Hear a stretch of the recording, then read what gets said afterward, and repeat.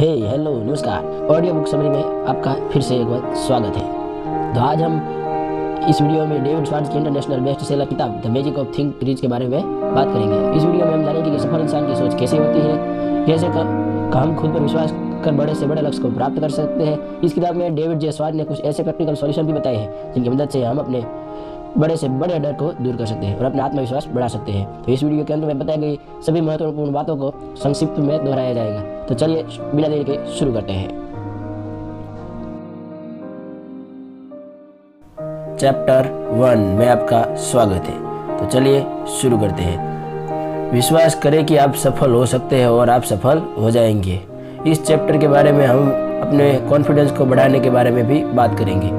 हर इंसान के जीवन में लक्ष्य होते हैं और फिर वो चाहे वीकेंड से पहले गैराज को साफ करने के लिए जितना छोटा हो सकता है या फिर एक साल में 10 लाख रुपये कमाने जितना बड़ा हो सकता है। जब आप अपने लक्ष्य की ओर बढ़ने की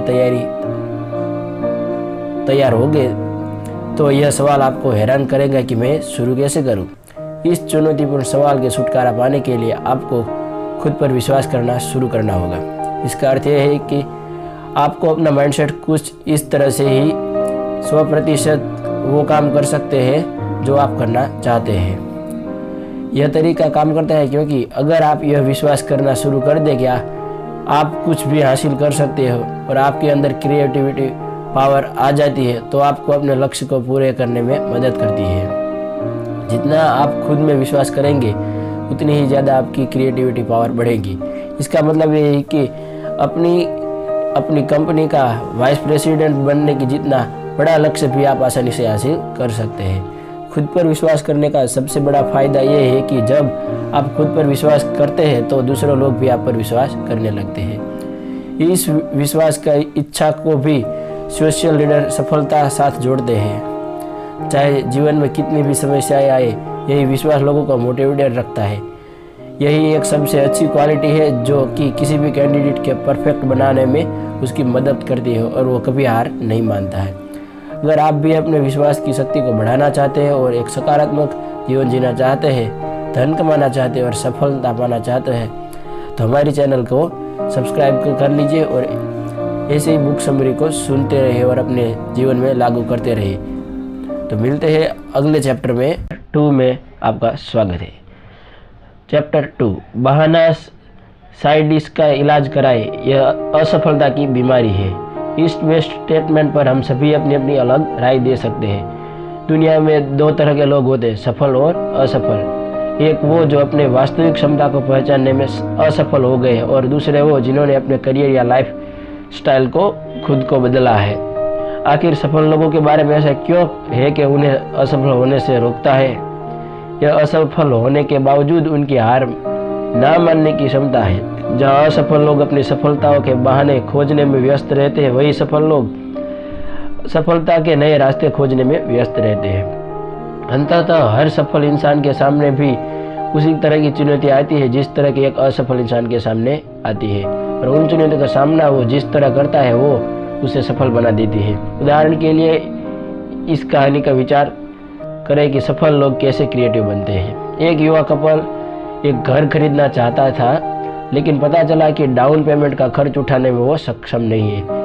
ऐसे में कई लोग जब अपना सपना छोड़ देते हैं या बहाना बनाते हैं। इस जोड़े ने क्रिएटिव रूप से सोचना शुरू कर दिया। पति ने घर के बिल्डर से संपर्क किया और शुरुआती पेमेंट को कवर करने के लिए पर्सनल लोन मांगा। $100 मंथली लोन के भुगतान कर खर्च उठाने के लिए इस कपल ने हर महीने खर्चे में $25 कम खर्चने का फैसला किया और पति ने अतिरिक्त $75 बनाने के लिए अपने बॉस को वीकेंड पर 2 घंटे एक्स्ट्रा टाइम करने के लिए मना लिया। क्योंकि उसमें एक सफल इंसान के गुण मौजूद थे तो उसने वो घर खरीद लिया। तो मिलते हैं नेक्स्ट चैप्टर में।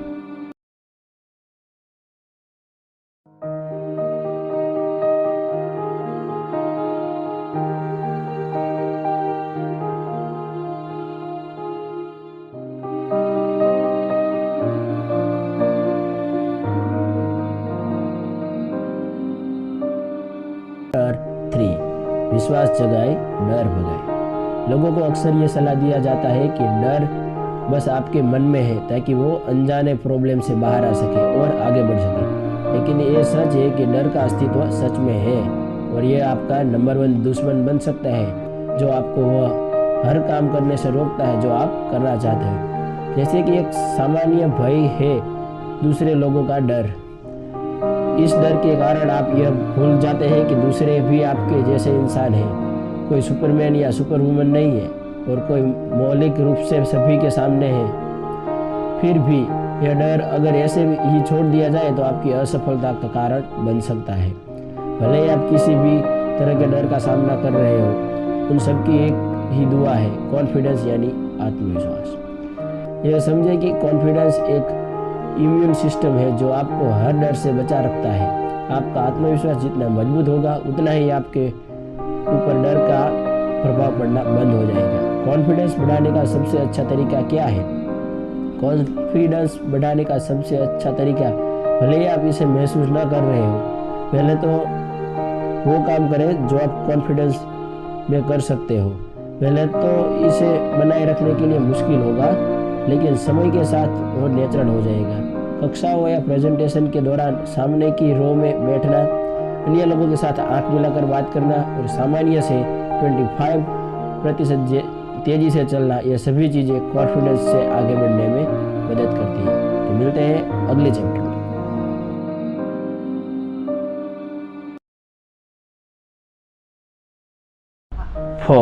बड़ा कैसे सोचें।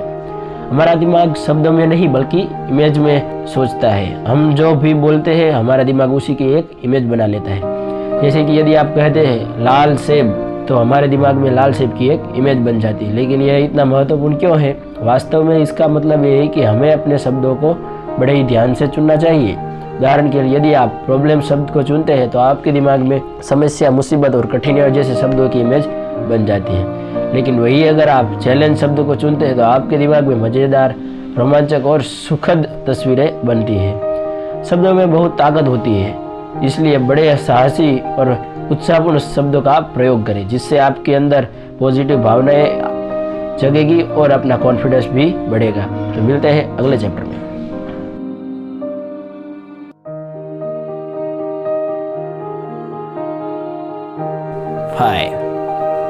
रचनात्मक तरीके से कैसे सोचें और अपने सपने को कैसे देखें। अपने यह वाक्य सुना ही होगा, ज्ञान ही शक्ति है। इसका मतलब है कि जितना अधिक हम जानते हैं उतना ही अधिक हम कर सकते हैं। लेकिन यह परिभाषा 2 प्रकार के ज्ञानों में अंतर करने में असफल रहती है, फैक्ट मेमोराइजेशन और क्रिएटिव थिंकिंग।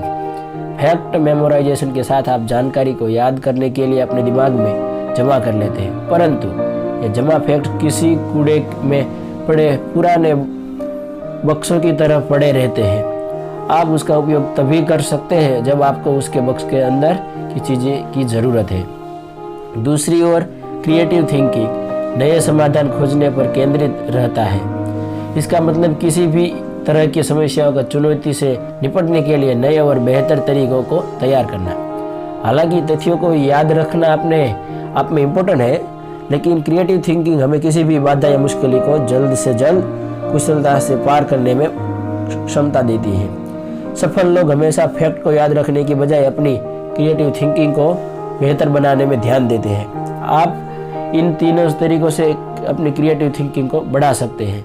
नए विचार को एक्सेप्ट करें, नई चीज़ों को आजमाने के लिए ज़्यादा से ज़्यादा समय लें और हर सुबह 10 मिनट का समय इस सवाल पर विचार करने के लिए लगाएं, मैं आज बेहतर काम कैसे कर सकता हूँ। तो इस चैप्टर में इतना ही, मिलते हैं अगले चैप्टर में। चैप्टर 6, जैसा सोचोगे वैसा ही आप बनोगे। आज के समाज में नेगेटिविटी हर जगह है। समाचारों में बताए गए हत्याओं से लेकर एडवर्टाइजमेंट तक, जो हमें मोटा या बदसूरत महसूस कराने की कोशिश करते हैं। लेकिन केवल मीडिया ही नेगेटिव नहीं है, यहाँ तक कि हमारे सबसे करीबी लोग भी अक्सर कहते हैं तुम यह नहीं कर सकते, इसलिए तुम कोशिश भी मत करना। मिसाल के तौर पर कल्पना कीजिए, आपके सबसे करीब दोस्त भी अपने कंपनी का प्रेसिडेंट बनने के सपने को लेकर आपका मजाक उड़ाएंगे। कुछ समय बाद हम इस नेगेटिव सोच के इतने आदी हो जाते हैं कि हमें सब नॉर्मल लगने लगता है। हमारे नेगेटिव विचार मानसिक राक्षसों की तरह काम करते हैं। जितना हम इन्हें अपने मन के अंदर जाने देते हैं उतने ही वो मजबूत हो जाते हैं। जब तक कि हमारी पॉजिटिव सोच पर पूरी तरह से हावी नहीं हो जाते। परंतु सच ये है कि नेगेटिव सोच हमारे लिए बिल्कुल भी अच्छी नहीं है। असल में यह उन मुख्य चीज़ों में से एक है जो लोगों का सफल बनने से रोकती है। यही कारण है कि यही नहीं किया जा सकता कहने वाले लोग लगभग हमेशा असफल या एवरेज होते हैं। स्पष्ट रूप से अपने सपनों का पूरा करने के लिए नेगेटिविटी से छुटकारा पाना ही होगा। ऐसा करने के लिए हर दिन पॉजिटिव तरीके से सोचना और काम करना शुरू कर दीजिए। यह आपके दिमाग में नेगेटिविटी को जगह ना देकर उसे दिमाग से निकालने में मदद करेंगे। ऐसा करने का सबसे अच्छा तरीका यही है कि आप अपने लिए एक विज्ञापन लिखें, खुद से खुद को बेचने का विज्ञापन, जिसमें आप खुद को अपने सबसे अच्छे गुणों की याद दिलाते हैं और कैसे वे आपको बाकी सभी से अलग करते हैं। इस विज्ञापन को दिन में 1 से 2 बार अकेले में जोर से पढ़ें और चुपचाप से दिन में कई बार पढ़ें। जल्दी आप अपने पर इतना कॉन्फिडेंस महसूस करेंगे कि नेगेटिविटी आपसे दूर हो जाएगी। जैसे ही छतरी से बारिश दूर होती है वैसे ही नेगेटिविटी आपसे दूर हो जाएगी।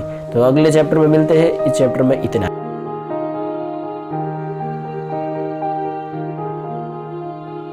चैप्टर 7, अपने माहौल को सुधारे, फर्स्ट क्लास बने। आप शायद इस वाक्य से परिचित ही होंगे।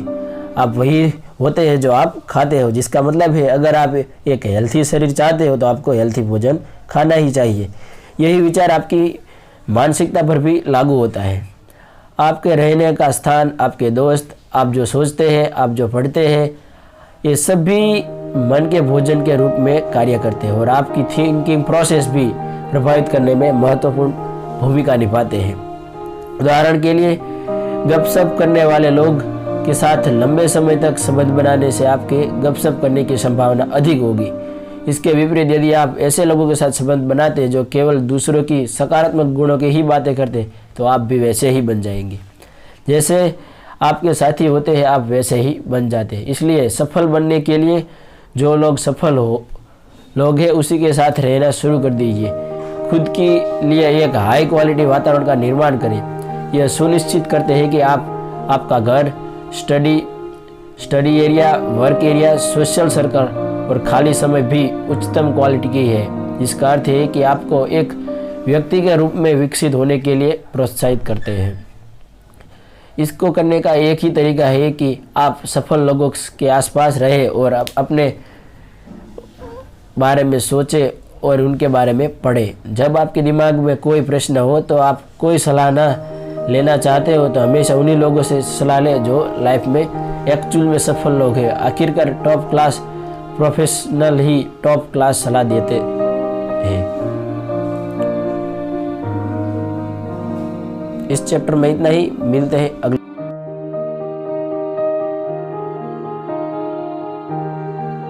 चैप्टर 8, अपने विचारों को अपना दोस्त बनाएं। कभी कभी जब आप किसी दोस्त या करीबी व्यक्ति के साथ बात कर रहे होते हैं तो भले ही वे इसके बारे में बात न करना चाहिए, लेकिन आप बता सकते हैं कि कब अनकंफर्टेबल या बुरा महसूस कर रहे हैं। हम इसका पता लगाने में इतने अच्छे कैसे हैं क्योंकि लाखों सालों तक हमारे पूर्वजों की कोई भाषा नहीं थी। बातचीत शरीर पर चेहरे के भावों को समझकर ही समझ लेते थे। बातचीत शरीर और चेहरे के भावों को समझने पर निर्भर करता था, शब्दों और वाक्यों पर नहीं। हम दूसरे के एटीट्यूड को पढ़ सकते हैं क्योंकि अतीत में इस योग्यता ने हमारे पूर्वजों को जीवित रखने में मदद की थी। एटीट्यूड मन का दर्पण होता है। एक नेगेटिव एटीट्यूड वाले व्यक्ति को पॉजिटिव एटीट्यूड वाले व्यक्ति से अलग रिएक्शन मिलेगा। अगर आपको किसी व्यक्ति से मिलने के अच्छे परिणाम चाहिए तो आपको पॉजिटिविटी से भरे एटीट्यूड को अपनाने की ज़रूरत है। पॉजिटिव एटीट्यूड रखने का एक तरीका यह है कि आपको यह ध्यान में रखना ही कि आप जो कर रहे हो वह नैतिक रूप से सही है। जब लोग ऐसी चीज़ों करते हैं जिनके बारे में खुद को अच्छा फील नहीं होता, जैसे किसी महत्वपूर्ण व्यक्ति से झूठ बोलना या किसी दोस्त का फ़ायदा उठाना, यह आपके अच्छा दिखने का या अच्छा होने का प्रमाण नहीं है। यह आपके अंदर गिल्टी को जन्म देता है और आपके विश्वास को नष्ट करता है। दूसरी ओर अपने डिसीजन को खुद और कंफर्टेबल होना आपके अंदर अधिक आत्मविश्वास का निर्माण करता है और आपको मूड को बेहतर बनाता है। दूसरी तरह एक पॉजिटिव एटीट्यूड को अपनाने का और तरीका यह है कि आप सर्वश्रेष्ठ दिखें। जब आप अच्छी तरह से कपड़े पहनते हैं और ये आपको महत्वपूर्ण महसूस कराता है तो दूसरे लोग भी लगता है कि आप महत्वपूर्ण हैं। इसे हर जगह करने की कोशिश करें, यहाँ तक कि अपने रोजमर्रा के जीवन में भी इसे अपनाएं। तो मिलते हैं अगले चैप्टर में।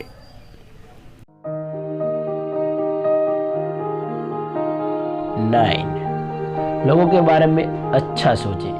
क्या आपके किसी सहकर्मी ने कभी बिना किसी कारण के आपके साथ बुरा बर्ताव किया है? स्वाभाविक रूप से किया ही होगा। स्वाभाविक रूप से आपका पहला रिएक्शन यही होगा कि आप उस इंसान को गुस्से वाला या पागल किस्मत का समझेंगे। हालांकि आप ये भूल गए हैं कि वो भी आपकी तरह इंसान ही है और संभावना है कि वो केवल आपके खिलाफ रिएक्ट कर रहा है क्योंकि वो अपने जीवन में किसी और चीज से पीड़ित है। यह सब जानने के बाद आप उससे उसी तरह व्यवहार करते हैं जैसा व्यवहार आप अपने लिए चाहते हैं, यानी एक इम्पोर्टेंट व्यक्ति की तरह। तो आप देखेंगे कि आपके लिए बुरा बर्ताव बंद कर देंगे और आपके बारे में सोचना शुरू कर देंगे और आपसे अच्छी तरह व्यवहार करेंगे। आप अनुभव करेंगे कि आप जब ऊंचाइयां हासिल करेंगे तो ये लोग आपका सपोर्ट बनकर आपके साथ रहेंगे। उनका साथ आपकी सफलता के लिए क्यों इम्पोर्टेंट है? क्योंकि एक अकेले व्यक्ति के लिए बड़ी सफलता प्राप्त करने के लिए बिना सपोर्ट के खुद को ऊपर खींचना मुश्किल है। आमतौर पर आप अपने समान और अधीन लोगों की मदद से ही ऊपर उठते हैं और जो कि आपके आसपास रहते हैं। हमेशा याद रखिए, कोई भी अपने दम पर सफल नहीं बनता। यही कारण है कि जब भी आपको किसी से मुलाकात हो तो आप ये समझे कि यही वो व्यक्ति है जो आपके करियर को बना सकते हैं या बिगाड़ सकता है। तो मिलते हैं अगले चैप्टर में।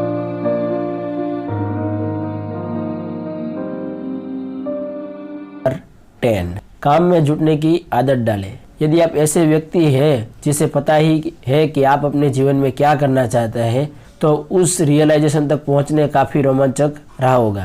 लेकिन सफलता की राह का यह सबसे आसान हिस्सा है। लक्ष्यों को बनाना आसान है, लेकिन बिना कार्य किए सभी लक्ष्य को बेकार है। किसी भी कार्य को करने से पहले आपको एक ऐसा प्लान बनाने की जरूरत है जिससे आप अपने लक्ष्य को हकीकत में बदल सकते हैं। सफल लोगों के व्यवहार और तकनीकों पर अपनी योजना आधारित होते हैं। अपने आइडिया पर्सनल या आदर्श व्यक्ति को देखें और खुद से सवाल करें कि उन्होंने ये कैसे किया।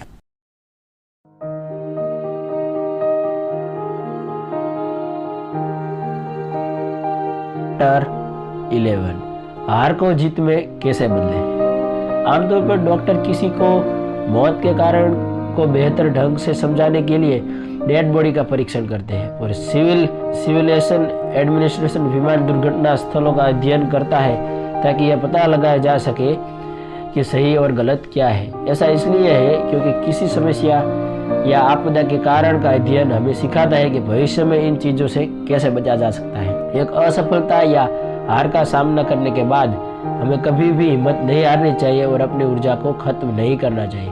केवल इसी सवाल का जवाब देने के लिए अपनी ऊर्जा को इस्तेमाल करें कि मैं अपने आप को अगले अवसर के लिए अधिकतर योग्य बनाने के लिए क्या कर सकता हूँ। इसलिए अपने लक्ष्य को तक पहुँचने के लिए पहले यह सुनिश्चित करके आपके पास एक अच्छी योजना है। हालांकि यह याद रखें कि कोई भी योजना असफलताओं के बिना सफल नहीं होती। जब भी आप असफल हो तो उसका विश्लेषण करें। इस तरह से आप सुनिश्चित करते हैं कि सफलता की राह पहले से ज्यादा मजबूत के आगे बढ़े।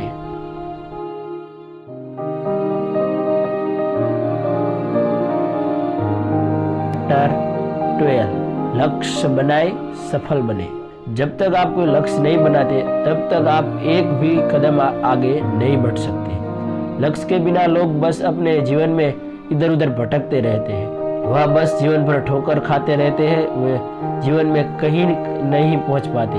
असल में उन्हें पता ही नहीं कि उन लोगों को चाहिए क्या। सफलता पाने के लिए लक्ष्य उतना ही जरूरी है जितना कि जीवित रहने के लिए हवा जरूरी है। अब तक कोई भी बिना किसी लक्ष्य के सफल नहीं हुआ है, इसलिए अपने लिए एक सुनिश्चित लक्ष्य चुने और उस लक्ष्य को पाने के लिए पूरी ताकत लगा दिए। जब आपके पास एक सुनिश्चित लक्ष्य होता है, जब आप आसानी से यह तय कर सकते हैं कि आप अपने लक्ष्य के समीप जा रहे हैं तो या उससे दूर जा रहे हैं।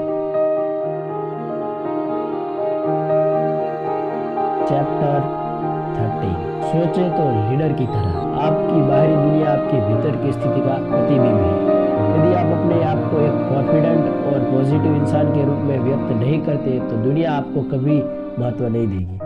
प्रगति का विचार करें, प्रगति में विश्वास करें और प्रगति के लिए आगे बढ़ें। आप जो भी करते हैं उसमें यह सोचें कि आप इसमें और सुधार कर सकते हैं। हमेशा अपना और अपनी सोच का स्टैंडर्ड ऊंचा रखें। ज़्यादातर एम्प्लॉय या कर्मचारी अपने बॉस के कार्बन कॉपी होते हैं, इसलिए यह सुनिश्चित करें कि मास्टर कॉपी इस लायक हो कि इसे कॉपी किया जा सके।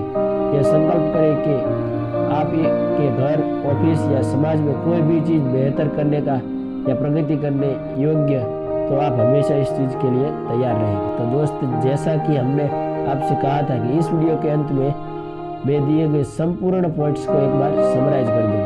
तो चलिए समराइज कर लेते हैं।